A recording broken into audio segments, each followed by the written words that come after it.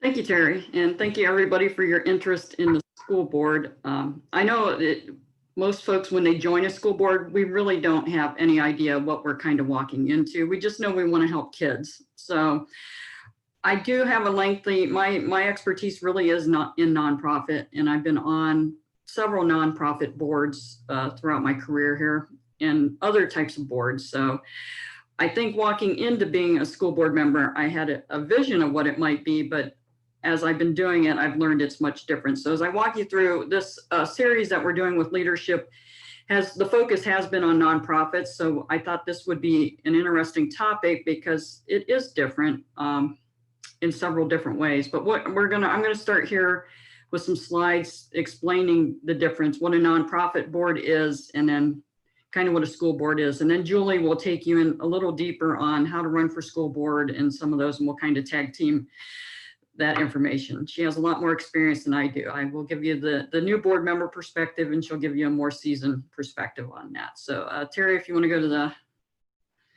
first slide. So nonprofits are in the state of Ohio. If you look at the slide here, they're formed as a corporation. There's legal documentation that has to go through.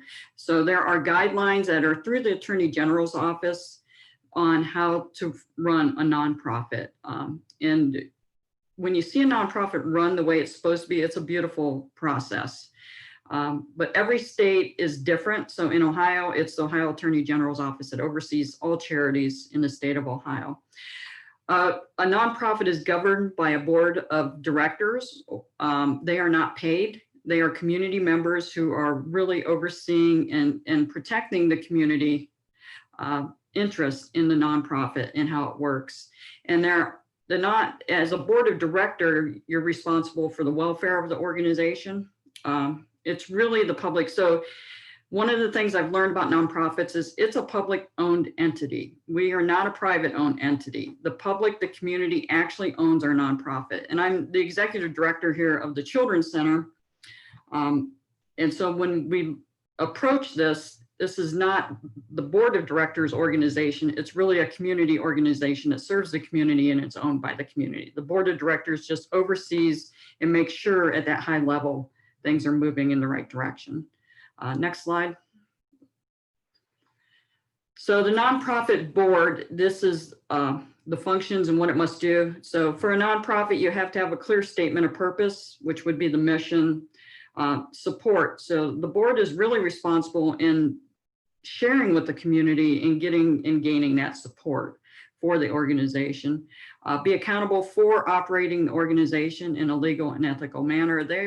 It is the board's responsibility to make sure there is funding available to provide the services for the nonprofit, which you'll see is very different from, your school board. The schools are public, taxpayer money usually. So this is a little bit different in that aspect. And then hire an executive director. And then the executive director, would hire everybody else and do the day-to-day operation. So the board of a nonprofit is really that high level, making sure the organization is moving in the right direction and following any legal or financial stipulations. Next slide.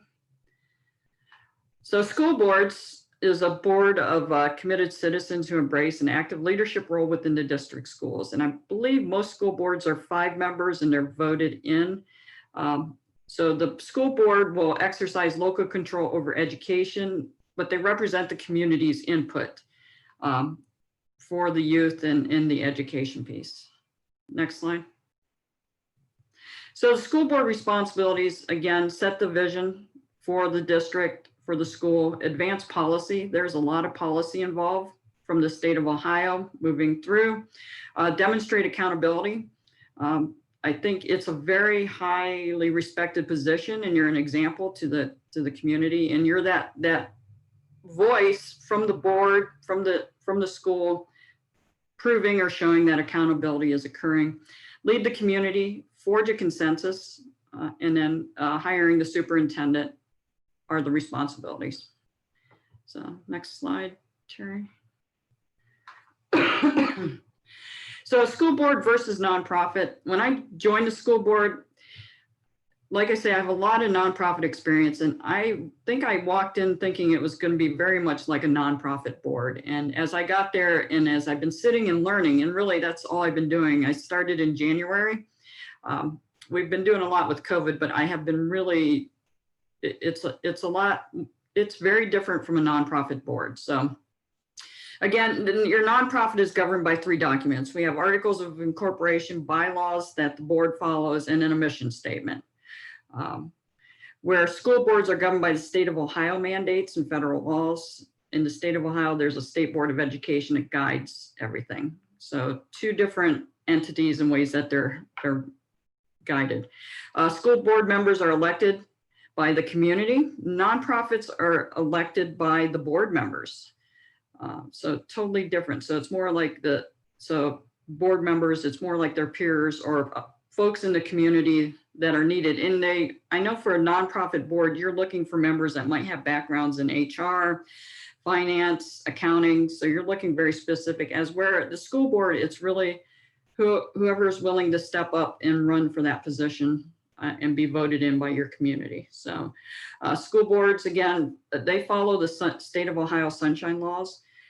Where nonprofits, we have a lot of flexibility. So nonprofits are actually considered a private organization. They are not as public, and sunshine laws do not affect them as strongly as they do school boards. One of the interesting things that our superintendent, Cloverleaf, you will never see more than 2 board members on any committees or anything happening within the community. As if you have more than 2 board members, it becomes an official meeting of the board, and it falls under the sunshine laws. As we're a nonprofit, your board members, all of them can get together, and it's not an official board meeting, only when you set the official board meetings. So next slide, Terry. And I think this is where Julie jumps in.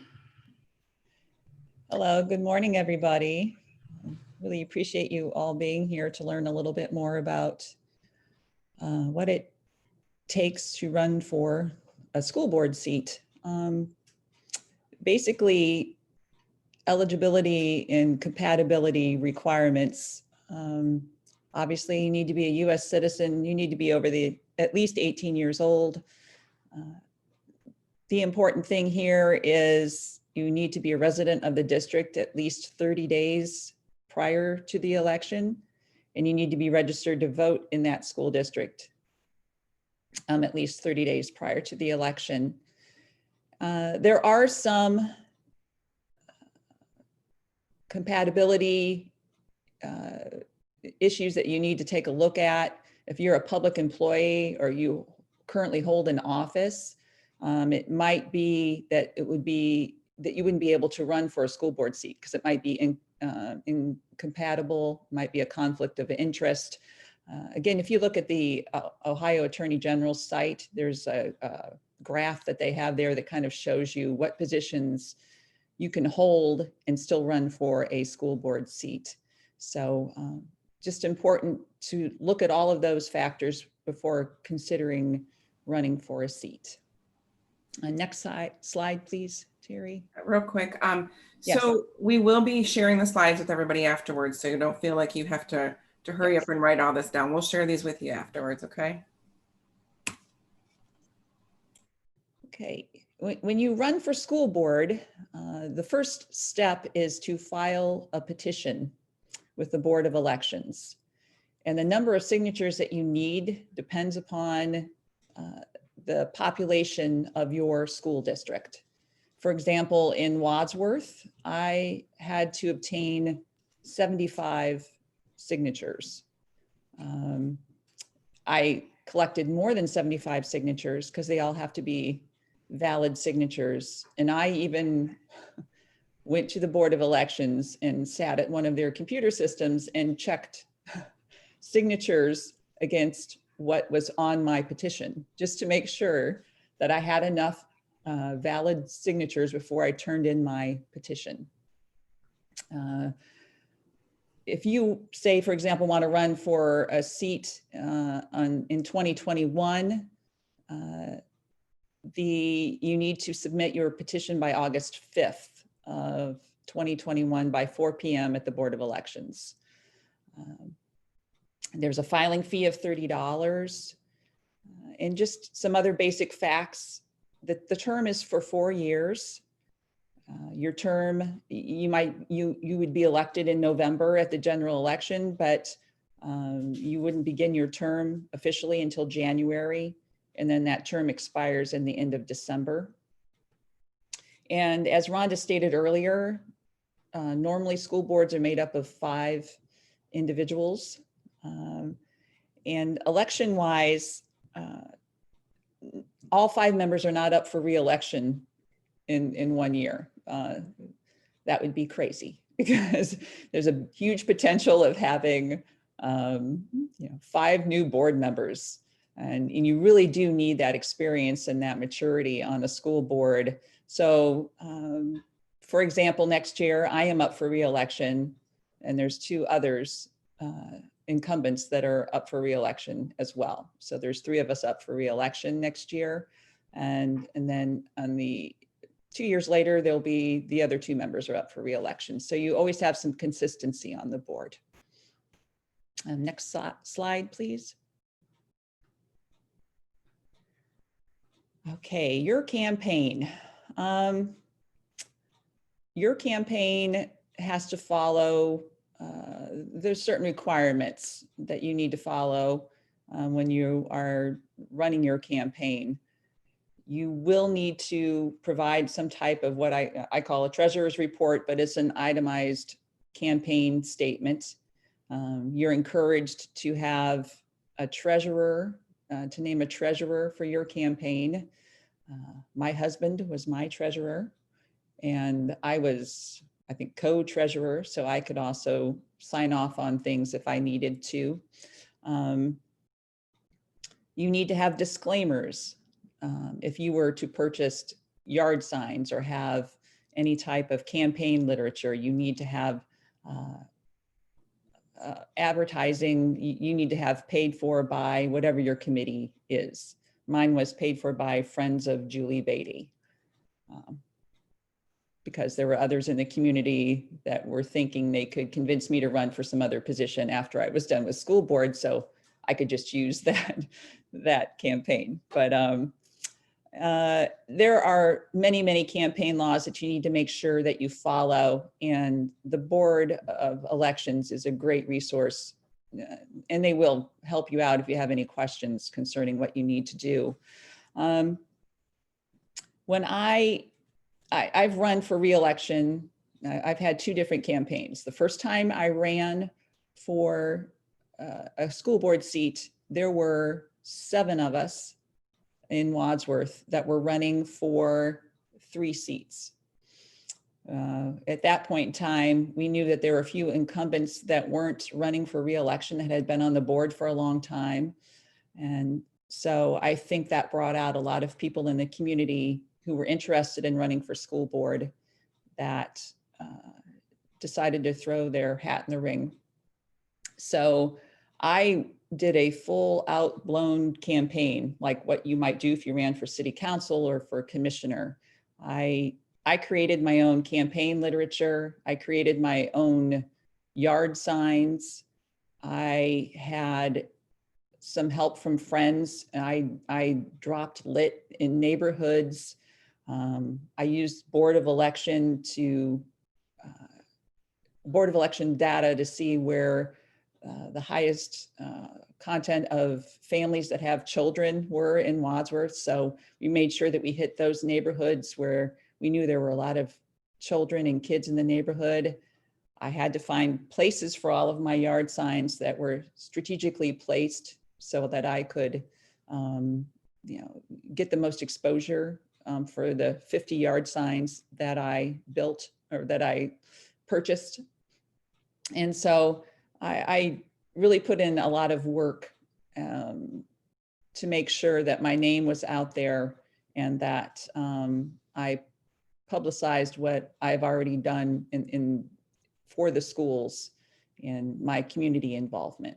So there's just a lot that goes into it, and a lot of you do yourself justice if you make sure that you understand who you're running against and how to run a campaign that really gets your name out there, and so that people understand that you are very interested in that you've done your work running for a position.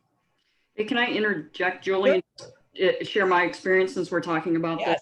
Yes. Yeah. So my experience was very different on Cloverleaf. I was on the rotation of only 2 board members were up and 1 was not rerunning. So it was just the board incumbent that I was up against. And there was 1 other person in the community interested, but they did not get all the signatures they needed. So when Julie talks about signatures, it's very important. People need to sign that paperwork as they sign the very first time they sign up at the Board of Elections or to vote. That signature has to match. So if they put like Mr. whatever in that name, it needs to be in that signature. So I ended up getting probably twice the amount of signatures I needed just because I didn't want to come in under that. So I did not have to do as much campaigning as Julie did. But the little bit I did do, I just got signs and put them out throughout the community. And the incumbent board member, we kind of worked together. He got permission for me to put my signs where his were. So just to get that name recognition. One of the important things somebody shared with me during that time was when somebody is voting, they're looking at your name. So when they're looking at the ballot, so I made sure I put my sign with the Wurgler really large so that my last name, so that folks, when they go to the election and vote, they recognize that name. So when it comes to election time, it really is that name recognition, learning who your opponents are, but it is a lot of getting those signs out, talking throughout the community. And it can cost, the costs vary. I in-kinded my costs, but there could be fundraising involved. Sounds like Julie may have had to do that because your campaign was much larger. So it just depends on the cycle and who runs and how much work you really have to do during that election. Exactly. And I had, the first time that I ran, I had a lot of donations that honestly I did not ask for. I didn't fundraise for it, but there were a lot of people that believed in my campaign, and they donated money for my campaign. And so my treasurer and I had to report all of that money to the Board of Elections through our financial reports. So I used some of my money, but for the most part, the first time that I ran, I had donations in excess of, I think it was like $1,100 people had donated to me. I didn't use a fancy print house or have somebody create my yard signs for me. I just went on a site that allowed me to, I created my own sign, again, using Beatty being very, very large. Yes. and red and white and that school colors, that type of thing. But I just think all of the work that I put in leading up to running really helped me find, yard sign locations, and really helped me to shape my campaign literature to emphasize what I had done for the schools prior to running for the position. Second time around, I collected all of my yard signs for the most part from the first election and used them again and just updated my campaign literature, and certainly made sure that I attended candidate forums if they were being held. Certainly ran in the same manner, but it wasn't as much work the second time around. So. Well, and real quick with the finance and the donations, it's important to know that somebody just can't hand you $20. You have to have that person's name and address for reporting purposes. So documentation for this process is extremely important.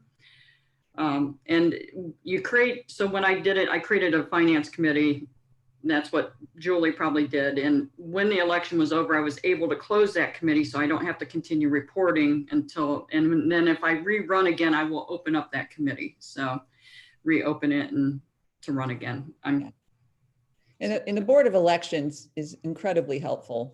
And they go through much detail with those financial reports and what you have to do. So they were amazing to work with. Yes. Very informative, very helpful. Yeah, I cannot say enough good things about them over there. Exactly. Okay, next slide.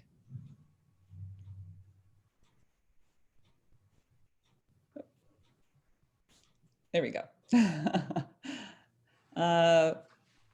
What board members do, and Rhonda touched upon a lot of these. You know, we create and review policy, hire and evaluate the superintendent and the treasurer. We do a lot of long range planning. Right now, we're in the process of extending or revamping our strategic plan for the next 5 years. We adopt curriculum, obviously establishing budgets and being good fiscal stewards of our taxpayer money. We act upon the best interest of the school district and within the scope of legal authority. So all of our decisions need to be based, if you're a school board member, all of your decisions need to be based upon what is best for your district. And you learn those things by staying engaged in the community. And that's why Rhonda and I are, involved in the community. I enjoy being involved in the community and all of the committees and things that I'm on, but you hear a lot of feedback from parents and from community members. When I go to my Lions Club meetings, I certainly hear a lot of feedback about what's going on in the district, and they have questions that I can try to answer or turn over to our superintendent to answer. So you just have to be very engaged and be willing to know that when you're shopping at Giant Eagle, you more than likely will be stopped by somebody and asked a question. So you have to be a skilled decision maker. And I put this last thing in bold type because decisions are only made by the board as a whole at a public meeting. You can't come up, I can give you my opinion on a matter, but no decisions can be made unless you are in a public meeting setting by the 5 of you. And once you vote on something, whether you agree with it or not, or you have a different viewpoint, you can express that viewpoint. But once something is voted upon and decided in the district, then you need to support it. And I mean, that's the bottom line. And that's where it gets difficult sometimes because everybody has their own viewpoints. But again, it goes back to what is best for the district and for students and for teachers. And it might not be what you personally think is best, but once a decision is made, you support it as a board member, as a whole board. So next slide. What we don't do, we don't micromanage the superintendent and the treasurer. I am certainly not in knocking on the door or texting or emailing my superintendent or treasurer on a daily basis. We hired them because we knew that they were capable of running our district. And so we trust them. And certainly if there's any decision, any details that we need to be aware of, something that has happened, I hear from my superintendent or my treasurer and they let us know, hey, heads up, this just occurred. And so if you hear anything out in the community, this is what is going on. And so we don't micromanage the day-to-day operations. We don't evaluate anybody And we don't evaluate teachers. We only evaluate the superintendent and the treasurer. And we are not involved in any type of employment interviews. We don't sit in on when teachers are hired. Wadsworth has an elaborate hiring process. They go through many phases and stages, but I am not part of any of that. So those are some of the things that we don't do. So next slide, please. Put together some school board myths. And Rhonda and I, we can attest to this, that it is not just one meeting a month. I can give you examples. Certainly, COVID is a really good one. We closed down schools in March. We had a lot of phone calls and talks and those types of things, and decided in June we would start up 3 different committees to determine what we were the best offerings for our kids when it came to starting school again. So 3 different committees. We got the community involved. Again, as Rhonda stated, 2 board members could be on each committee because we need to adhere to the sunshine laws. So if we had more than 2, it becomes a public meeting, and there's a whole other scenario to that. So we certainly met several times throughout the summer and hold special meetings on occasions when it is needed. So it's not just one meeting a month. We don't determine snow days.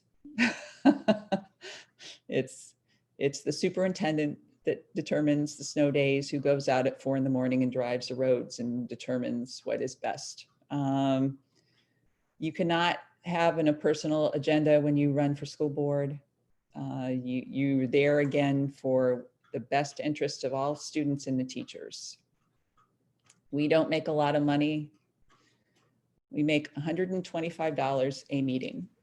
So Cloverleaf, we do not make any money in Cloverleaf. Okay. We were in fiscal emergency. They voted to not. Okay. So it's truly volunteer in Cloverleaf.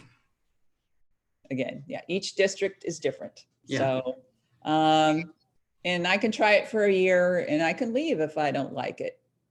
And honestly, you could probably do that, but there is a huge process, again, going back to policy, on what the remaining board members have to do in order to replace you. So that's why it's incredibly important to know your district, know what, truly know why you want to run for school board, if it's for good reasons, and then truly do your homework before submitting your petitions. Understand completely that this is a huge commitment, incredibly rewarding commitment, but you have to go in with the right reasons. So next slide. These are not good reasons for why you would want to run for school board. You know, to get rid of an administrator or teacher, you're not happy with your child's principal, you're going to do something about it. You feel that board members are too liberal or conservative, so you're going to be the voice of reason. You're going to go in and you know, make everything okay. And again, board meetings are too confusing, too long, or too boring, and you're just going to change all of those things. Those are not obviously the right reasons for running for school board. And next slide. And these are the good reasons. Your skills, your experience might mirror somebody else on the school board, or you can bring a different perspective to the school board. Let's see, on the Wadsworth School Board, we have an attorney. We have an individual who works at Westfield. We have another that is a salesperson for a company. We have a school board member who is 80 years old, 80 plus years old. She's been on the school board for a long time, but she has served on so many different committees, and she probably knows every teacher.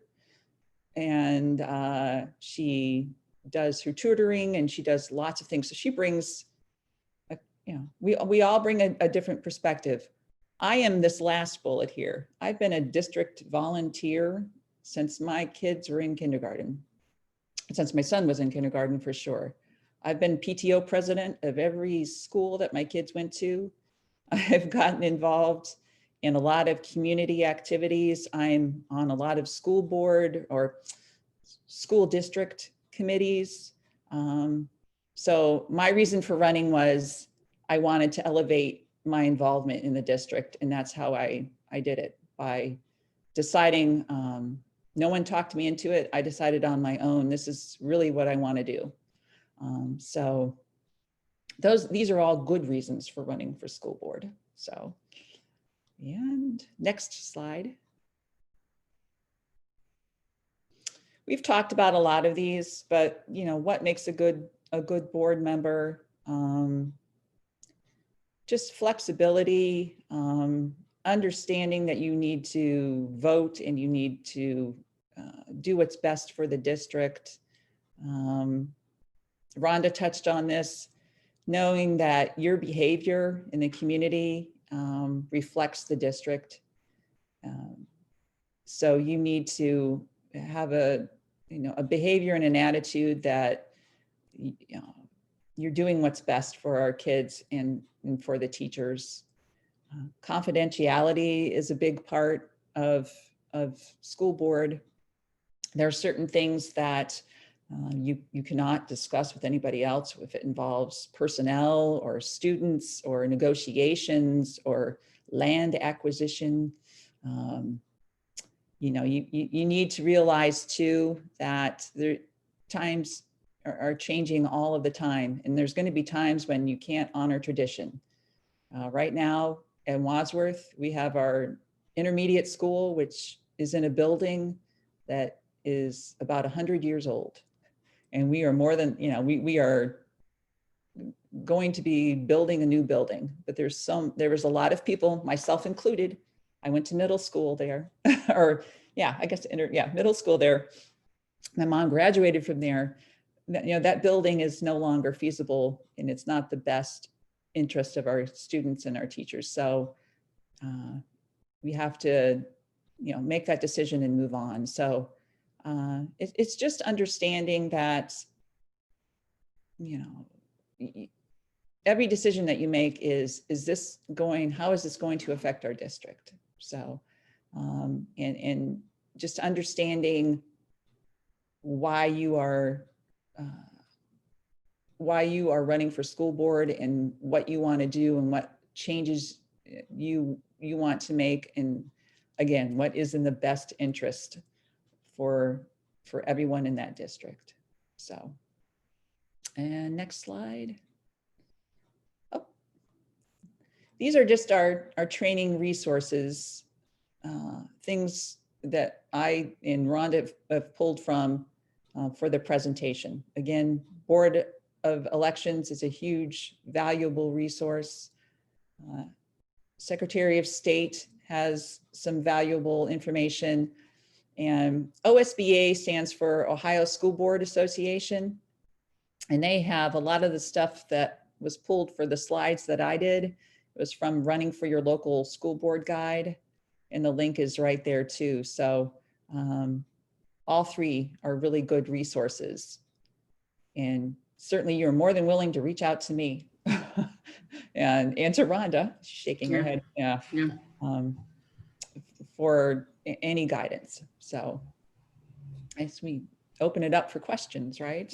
Yep. Well, thank you very much, Julie and Rhonda. So again, we'll share these slides with these resources with you in a follow-up email today, where we will actually also send you an evaluation. But I do know that there are a few questions. So let's see here. Where did those go?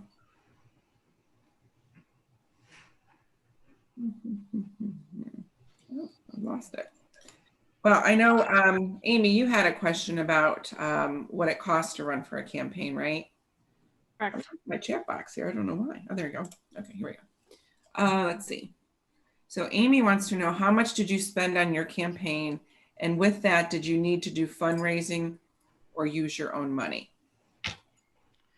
So for me, I use my own money.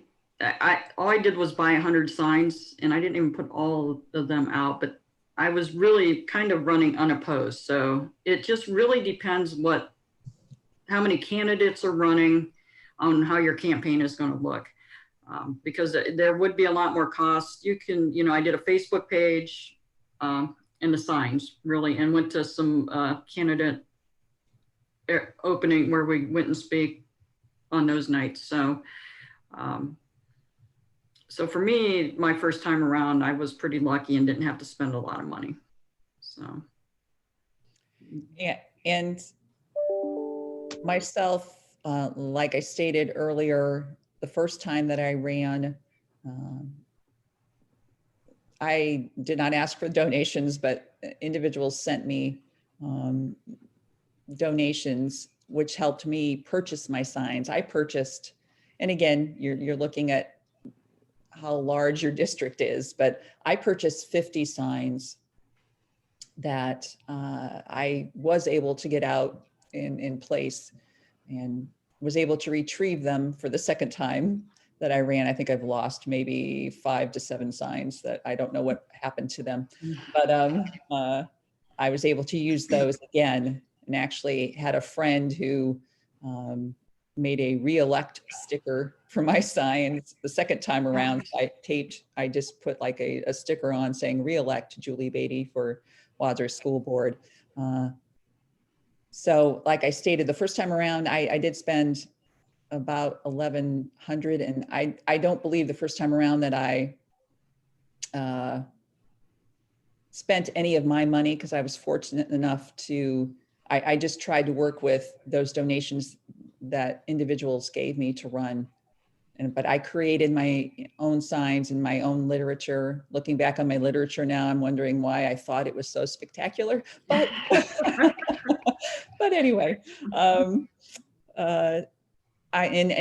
as Rhonda stated, our Wadsworth Library has a candidates forum that they host for candidates, not just school board, but anyone who's up for election that has opponents. You can go and speak there.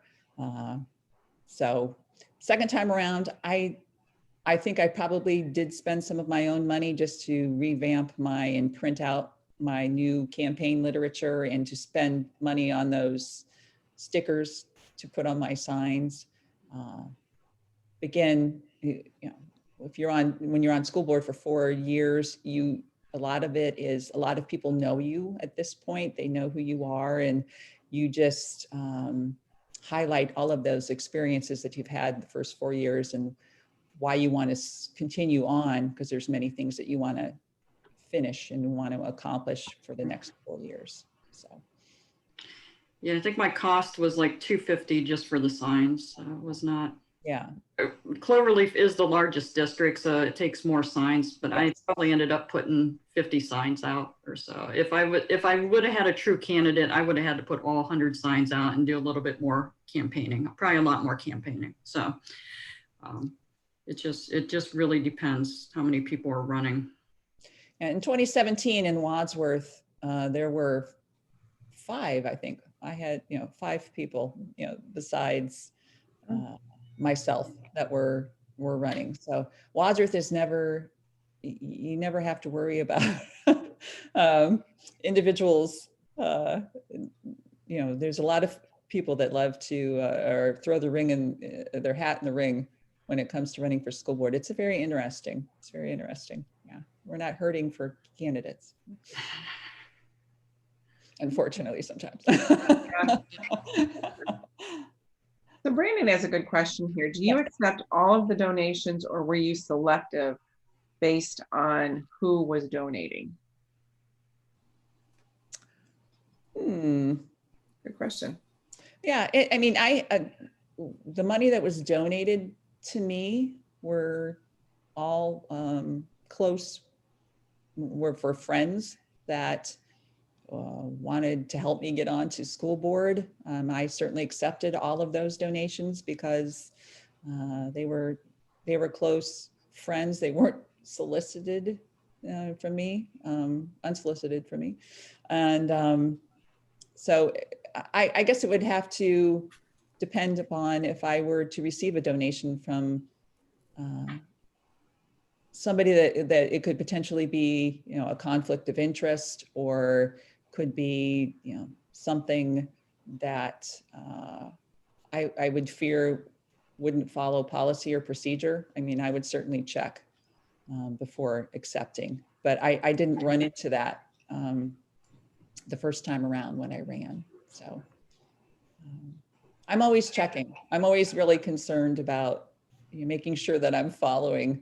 I'm a rule follower to make sure I follow policy and procedure. So if I think if I was concerned about that, my first phone call would be to the Board of Elections, or this time around would potentially be to my treasurer. Like, is this something that I should steer away from? So always ask if you're not sure. So I'm actually curious, because you had mentioned that there's somebody on the Wadsworth School Board that's 80 years old. Yes. Is there a max number of terms that school board members serve? Like, I know in nonprofits, it's usually 2 terms. There is no restrictions on how long you can serve on school board. Linda Kramer is who I'm referring to, and Linda ran for school board. She served like 12 years, then had to step down because, as I mentioned earlier in the presentation, sometimes there's not compatibility issues. She worked for a county office or a public office that it was a conflict of interest to be on the school board. So she had to step down, and she got back onto the school board only because somebody resigned and the position needed to be filled. So she was placed back onto the school board, but she's been on, I think now, for a total of, 28 years. If you combine those 2 experiences. We had Jim McIlvain, who was on our school board for 30 years. So there is no limit to how many, terms that you can have, that you can run for. Just as long as they keep getting reelected. Correct. Right. Yeah. Okay. Right. So I did want to, I wanted to ask if you ladies would share a little bit about that onboarding process, that conference you go to down in Columbus. Once you're elected down in Columbus, we talked about when we were preparing the conference. So it's interesting. Once you're elected, every November, there's a Capitol Conference in Columbus for administrators and school board members. And there's quite a few school board members throughout the state of Ohio. So it's a great opportunity. Last year I went for the first time right after I was elected. It was very overwhelming. This year it was virtual, and I found that I have learned a lot in that amount of time because I wasn't as overwhelmed with the classes this year. It's like, all right, I kind of know what they're talking about this year, but last year it was very overwhelming. But it's a great opportunity. The OSBA is a phenomenal resource. They send you a magazine every couple months about things happening in the school district world and with policy. There's lots of opportunity for classes in that Capitol campaign. My superintendent met with me prior to going at the Capitol Conference and went over some board stuff, but I really kind of prepared as I was running. So one of the things I did do is I attended all the board meetings during that time I was campaigning, at least for the first year before I even went through the election process. When I could attend, I would attend. And I spent many a nights reading our board policy, which is like a 900-page document. So prior to getting on the school board. So I didn't read it in depth, but I made sure I went over it so I know if I need to get any information, I know where to find it. So it's a great reference. But so I did a lot of prep work like that. So by the time I was elected and got to the Capitol Conference, it was still overwhelming, but it was starting to kind of sink in and make sense. By this year, it's making much more sense, but I'm still very new and, not as confident about making decisions as more seasoned board members. So, Julie. Yeah, yeah. And I too remember going to my first Capitol conference after being elected, and it is an overwhelming experience, but it's just a 2.5 day conference in Columbus, normally at the convention center, that just has many, many learning sessions that you can go to about several different topics, you know, policy, or about I'm trying to recently, like diversity and inclusion, or just different topics that are facing school boards and districts right now. And that if you want more experience on running, you know, having, if your boards or district is running, has a levy coming up, or new construction, and there's just a wide variety of you know, different learning sessions that you can go to. There was a bunch of sessions for new board members. I Yes. remember I went to all of those because I was a new board member. So Yes, yeah.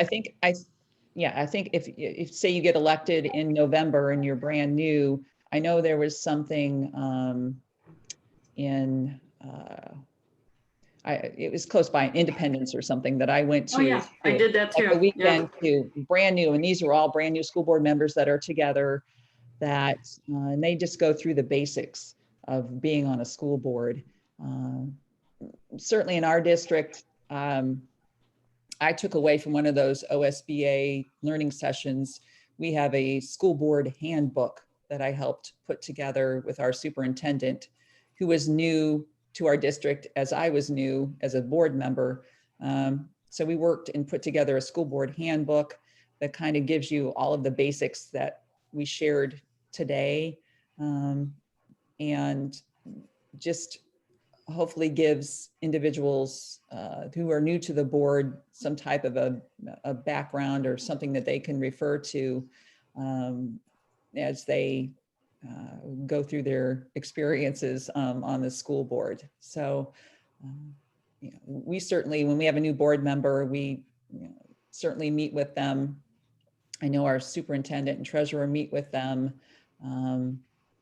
but it's just you know, a lot of resources out there for new board members beyond just, you know, going to your first board meeting, going in cold. There's so many other resources out there that can help you get adjusted.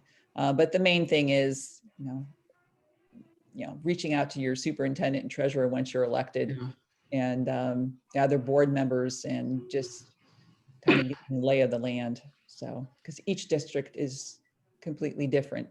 And if you're thinking about running, usually the superintendent is more than willing to sit down and have coffee with you and talk about the district and the needs, and help you kind of give you some insight as you're thinking about it. So, you know, my superintendent was very open to that. Yes. The really neat thing about the Capitol Conference going for the first time is you really realize you just were elected into something pretty great, and you have a huge opportunity, and you feel really good because you're sharing it with thousands of people. I think it just kind of, you work really hard to get elected, and then that's kind of like, all right, this is why I did this. There's a lot of people working for kids in the state of Ohio, and we're all working together. So it's extremely rewarding. I feel like, you know, when I see kids go to the bus stop now, it's just a totally different feeling. You know, you're impacting their life on a different level, and it has a lot of meaning to it. So it's definitely worth the multiple meetings, working together. It's really a great experience.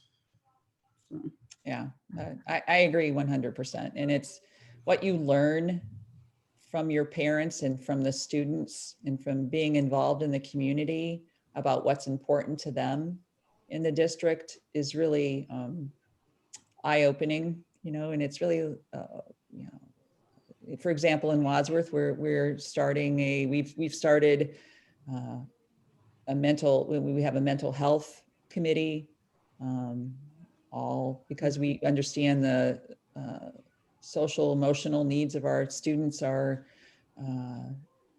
much different than what they were.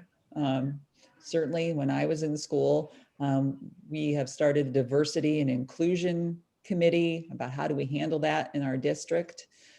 So it's just, you learn and your district grows just from what you're learning from your community and from your students especially. So incredibly rewarding experience. Well, it's great to know that they're not just throwing you into the fire, that once you Yeah. are elected, that they're going to give you some training and there's some opportunities out there. So Right. it makes you feel a little bit better about it. And then I guess one of my takeaways then too would be just to stay focused on, what the decisions you're making should always revolve around what's best for the kids, for the students and the teachers and the district. And if you can stay focused on that, then, then it won't be so difficult. So, all right, we're a little over time, but just for, we've got a couple of people left. I know Jennifer had to log off for another meeting. Are there any more questions before we let Julie and Rhonda go? Because you've got their undivided attention right now. And it looks like Amy put another question in there about Oh, COVID. here we go. Yep. Have you had a lot of parents giving you backlash due to COVID, and what's going on with the schools? Good question. Yeah. Yeah, Never going to make everybody happy. no, No, you can't. No, you cannot make everyone happy. I sat in on all of the 3 committees that we had over the summer virtually. We had a committee for all virtual learning. We had a committee to discuss what a hybrid plan would look like. We had a committee that discussed what an in-person, bringing all the kids back, what would that look like? I mean, how would we organize that? And just, incredibly interesting to hear everybody's viewpoint. As we have seen out in the world, not everybody's a fan of masks. And so that was a huge topic of discussion. Some not, agreeing that masks were helpful and others agreeing that they were, and some not understanding when we made our final decision to bring everybody back in person. There were some that, certainly opted for their children to go into all virtual learning. But I heard from many parents that, why didn't you go with the hybrid model? It's the best of both worlds. And now it's a hard decision for them because they have to decide, do I send my child back full time, or do we do virtual? And so you cannot make everybody happy. You can listen to everybody and listen to what they have to say and take that into consideration. But in the end, you have to do what's best for, again, everybody, and make that decision. So it's, yes, you hear a lot from parents. My husband went running the other day, and he told me, he came back and he said that one of our neighbors yelled to him, "Make sure Julie keeps those kids in school." It's like, that's not my not my complete decision, but yeah. So there's those that are, the kids are in school and let's keep them in there, and then there's those that are, why are all of these kids still in school? Why aren't we all not virtual? So it's yes. Yeah. Yeah, you're not going to make anybody happy. Our district, our superintendent put together a 53-member task force over the summer. So we met monthly.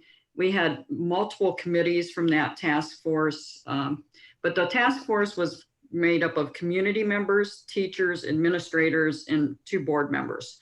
And being involved in that and making the community decisions that are happening right now when we close the schools down, I think was really important to get that community input. But what is hard is watching Facebook, and I don't I don't comment on any post, but that's where you get a lot of negative feedback, is just parents on Facebook. But I don't think many people really understand what goes into making these decisions. And every decision is based on what's best for the kids and keeping them safe and making sure they're learning and getting what they need. And when these decisions have to be made at the beginning of the school year, I don't think a lot of people understand that these decisions then went into a union contract for the teachers that we can't change those decisions at a spur moment and say, hey, now we're going to do it this way. There's a lot of negotiation that now has to take place if we're going to do things differently. So whatever was set in motion over the summer and into that plan can't change until we all meet again and have new rules kind of put together. So I think a lot of parents just don't understand it. It is always a process, and it really is about doing what's best for the kids and making sure they're safe. So, and the community, because we know the school is a large area where kids meet, and if it does start spreading in the schools, and we've been lucky, the schools, every school district has done such a great job with this, that it is not spreading in the schools. Because we all did, the amount of work the administrators and teachers and school districts did over the summer was enormous to get us to where we are today. So kudos to our communities and school and administrators and teachers. I mean, it's just really an amazing process to sit back and watch. So. Yeah, Put them on the same level as the healthcare workers, right? Yeah. Yeah. Yeah. So, well, that's a good point though, too, Rhonda, about, with the teachers, now you got the union contracts. Once you've made the decisions, how do they fit in with the union contracts and then negotiating? That's a very good point, because that takes time too. Yeah, and that's where you, at least I hear individually, our superintendent will call each board member and say, or send us an update and say, these are, concessions or whatever that the teachers and staff have made in order to make this work. And these are the maybe stipends or things that we need to do in order to have a teacher, have a teacher who's teaching in the classroom 2 periods and then is teaching our Wadsworth Wired classes another 2. My daughter's language arts teacher teaches from home all morning and then comes into Wadsworth for the last 2 periods to teach in class. So, there needs to be, some type of negotiation in order for that to work with his contract. And so, yes, constant talks. Certainly no 2 days have been the same since March. So, Yeah. So it's taken each day as it comes. So. Yeah. Okay. Well, thank you, ladies, very much for taking your Friday morning and having coffee with us and talking with us about your experience on school boards. I found this very educational. So